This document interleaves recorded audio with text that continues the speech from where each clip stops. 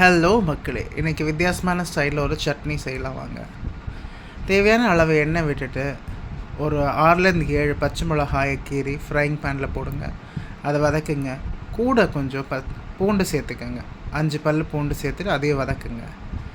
அதுக்கப்புறம் நீல வாக்கில் வெட்டின பெரிய வெங்காயம் 2 வெங்காயம் நான் போட்டிருக்கேன், அதையும் போட்டு வதங்குங்க. அது வதங்கினதுக்கப்புறம் கண்ணாடி பதம் வந்ததுக்கப்புறம் 2 பெரிய தக்காளி ஆட் பண்ணுறேன். அந்த தக்காளியும் போட்டு வதக்குங்க. சீக்கிரமாக வேகிறதுக்காக நான் முன்னாடியே அதுக்கு தேவையான அளவு உப்பு ஆட் பண்ணிடுறேன். உப்பு ஆட் பண்ணிவிட்டு அதை மறுபடியும் நல்லா வதக்குங்க. கொஞ்சம் பெருங்காய பொடி போடுங்க. இப்போ பார்த்திங்கன்னா நல்லா வதங்கிடுச்சு. வதங்கினதுக்கப்புறம் ஒரு பிடி கருவேப்பிலை போடுறேன் அண்ட் 1 கப் வறுத்த வேர்க்கடலை அண்ட் தேவையான அளவு புளி. இது எல்லாத்தையும் போட்டு மொத்தமாக கலந்து ஒரு 2 நிமிஷம் வதக்குறீங்கன்னா போதும்.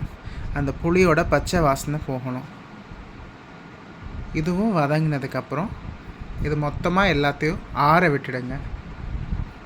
ஆறுனதுக்கப்புறமா மிக்சியில் போட்டு தேவையான அளவு தண்ணி விட்டு அரைச்சிக்கங்க.